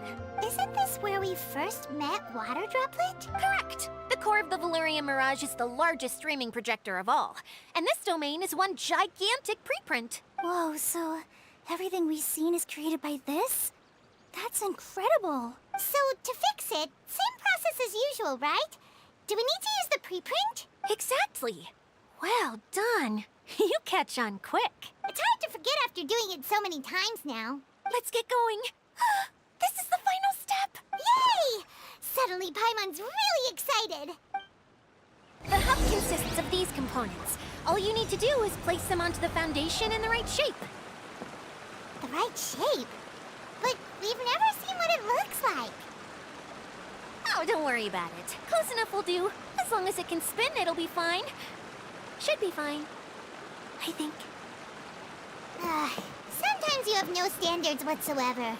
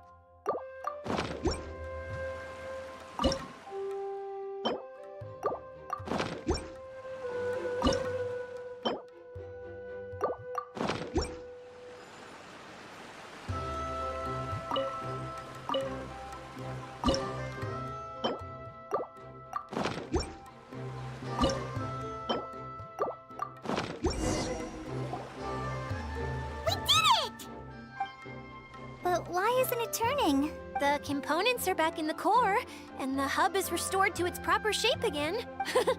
That's all we needed to do. Like any wound, it just needs time to heal. It'll probably just start turning again one day in the middle of the night when no one's looking. Really? I thought that with your special abilities, you could get it turning again right away. What? Huh? All of us are dying to see it. Not just how the domain looks when it's fixed, but also Edea. In her element. I want to see Edea using her magic powers too! I bet they're super awesome! What are you guys talking about? And how is Kleon on this, but Paimon isn't? They're referring to our mascot's true form. As I've said all along, there's much more to Edea than she gives herself credit for. She has a very special power. Though, I think some of us have sensed that already. Did you notice right away, General? I only found out when I was chatting with Eula. So our general was the first to notice. It seems like she's more perceptive than she lets on. I'd say the same about you, Kaya. What the? All of you? No?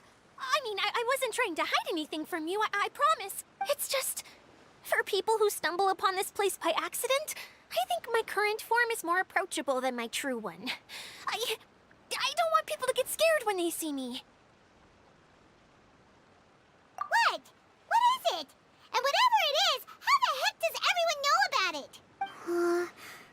Well, for one thing, I sensed elemental energy in the residents here, but none of them have visions. Then my mind started to wander as I was reading a storybook, and suddenly, I had a thought.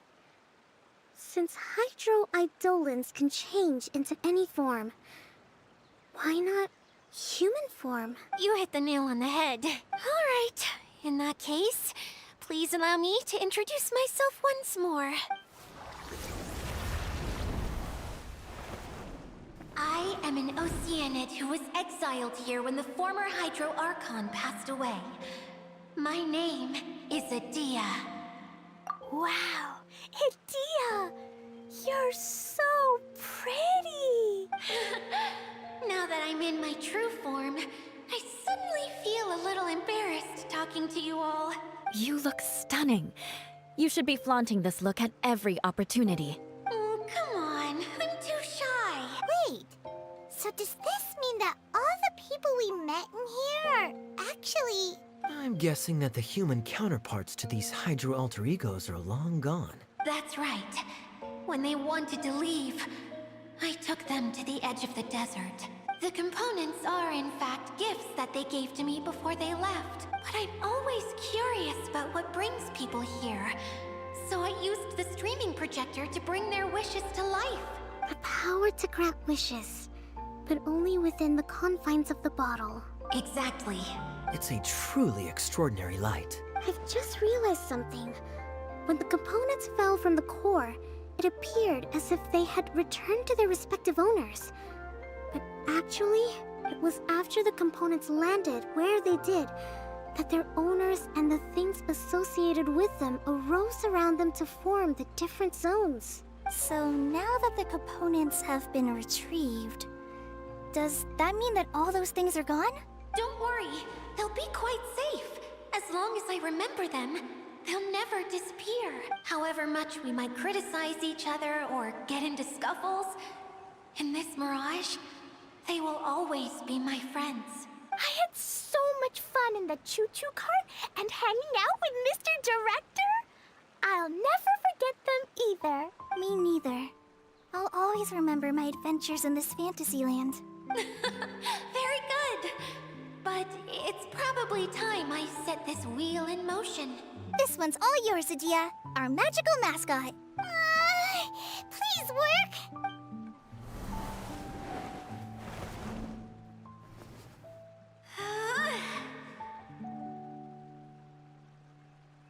Huh? Huh? That's strange. Nothing happened. Has it lost some power because of the incident? Oh, crumbs. Not now. Not right off the back of everyone putting me on a pedestal and me acting like this is going to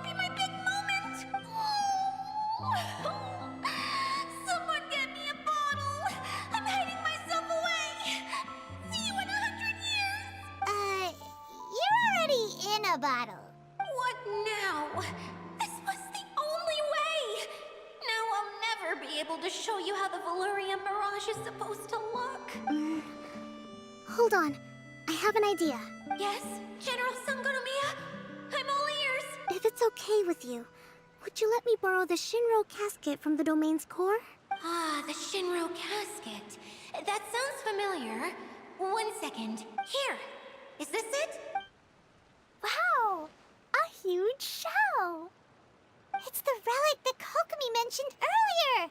So this is where it's been hiding! It was once a ritual vessel used for making offerings in the Moun Shrine. It's made from the remains of a yokai called the Shinkiro, and it can listen to the wishes of those who come to pray to build up Shinki, which gives it its power. Several centuries ago, the relic was lost when the last prefect of Yashiori died in battle. Its final resting place was unknown. The pearl that goes with it should be able to sense the casket's location. But when, unbeknownst to anyone at the time, the casket disappeared inside the core of the Valurian Mirage, the pearl's light died out. Huh? How come? Well, imagine it was a sound instead of light.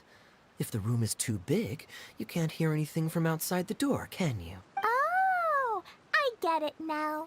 The shell must have been having too much fun one day and got locked in the solitary confinement room. I understand now, too. The core has been wearing out recently. That's why you were able to follow the pearl all the way here. To get back to the story, without the offerings at the shrine, this vessel quickly loses its power. Yet countless people who have visited this domain brought their wishes with them and left a small piece of themselves behind along with their gifts. These have the same effect as the offerings at the shrine. Wow! I never knew this thing was so powerful. It is. Powerful enough to help you repair the Valurian Mirage with any luck. But what do I do with it? It's simple. We just need to awaken it by telling it what we wish for. For example, my name is Sangonomiya Kokomi, the divine priestess of Watatsumi Island, and my wish is to use my critical thinking and strategic planning skills to bring a little more joy into the lives of my fellow Watatsumi Islanders, as well as the lives of everyone I cherish. Itia, what do you wish for? Me? My wish is that all those who have sojourned to the Valurian Mirage in the past will achieve what they truly wish for. Not just in this domain, but out there, too. Even though I know full well that trying to build a railway in the outside world is just a pipe dream, and that Maimuna will probably just go back to being a scholar. And I know that Zosimos has a lot of improving to do as a playwright. It's going to be tough for him back in Fontaine. Chasing your dreams is hard work. Despite all of that, I still hope that somehow, someday, they will achieve their dreams.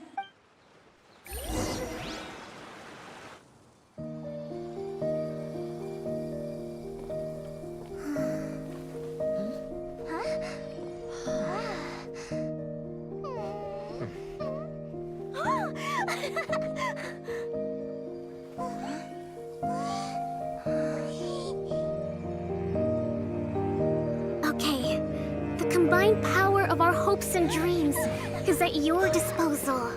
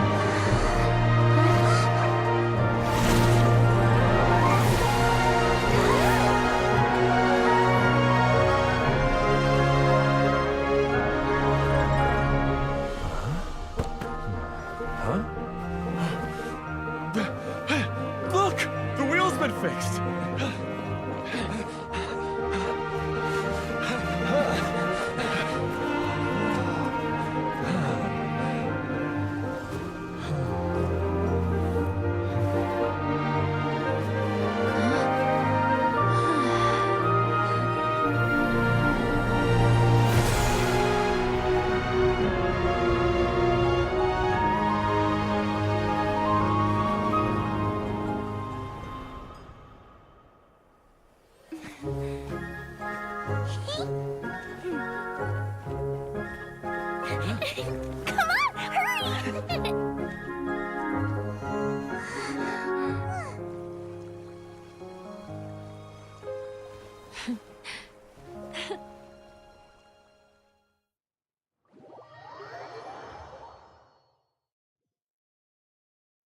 Yay! Dia, you're back to normal.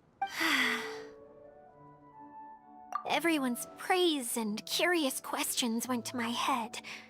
I said so many things I'm so ashamed of, and I lost the courage to live on. Please don't say that. Yours was a noble wish. Yeah, and you weren't granting wishes for yourself. You did it for other people. I have friends like that too. Other people's hopes and dreams are what motivate them. They'll work tirelessly just to see them smile. If you ask me, that's one of the most noble things a person can aspire to. Please, no more praise. I'm really not comfortable with it. It makes me feel so ashamed. Someone like me doesn't deserve so many people's praise. It's like I'm dreaming. Well, at least the domain is fixed now, and all the components are back in place. What's the matter, Klee? I suddenly have loads and loads of more wishes. I want to ride the choo-choo cart again and look down from up on top of the big wheel. Is there a way to get up on top of the wheel, Idia? There is a way, but there's only space for a very few people. That's okay. I can go up by myself. But it'd be more fun with Miss Honorary Knight. Are we sure about this? It's so high. What happens if we fall off?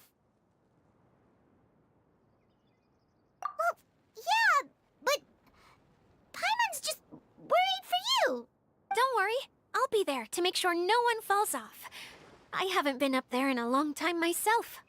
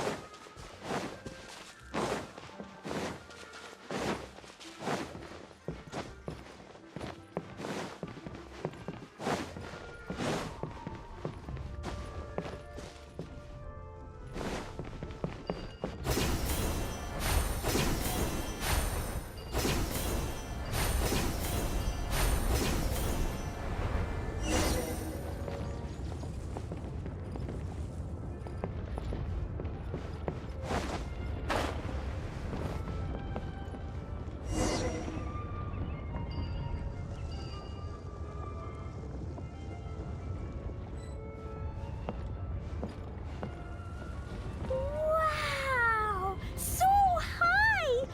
I can see everything! Idia, next time you need to bring Kaya and the others up here. Sure thing.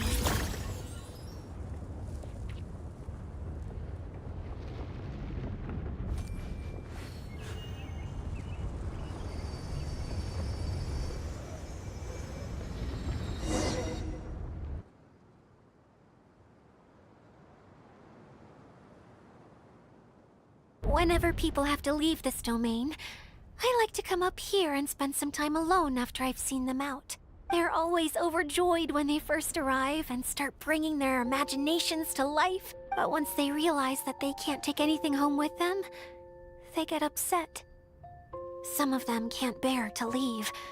Others regret ever setting foot in this place. Do you ever get sad, Idia? I feel lonely at times, but not sad. A lot of people destroy everything they created before leaving. But some don't, like the residents you met. Before they left, they asked me to make replicas of themselves using hydro-eidolons. Then they tasked these replicas with maintaining everything they built here, as if this was their way of keeping their dreams alive. That's beautiful. Yeah, I don't know how they're faring in the outside world, but just the thought that one day they might achieve their dreams and live on the outside just as their counterparts do in here That's enough to make me happy. It feels like I'm here waiting for them in the future, where they've achieved everything they wanted. Really? I just think that every dream, every wish, is like a flame in a bottle. Whether someone is still working towards their dream or living it already, as long as whenever they think back to that spark of light within them, it still makes them smile fondly. That's all it takes. Well, I feel super happy right now. Then I guess I finally paid Alice back after all these years. Funny to think I've been in the middle of a desert this whole time. It's just a giant muddy swamp to me. Time for Paimon to give you a nickname! Mud Fairy! Watch out for Idea the Mud Fairy! How dare you mock me! Roar! I'll gobble you up in one mouthful! I'm still embarrassed to have shown you my uglier side. But I'm glad the Valorium Mirage is up and running again. This place is going to be bustling with activity again soon enough. I hope you'll take some time to enjoy yourselves. Yep, I want to get everyone together for one last ride on the choo-choo cart.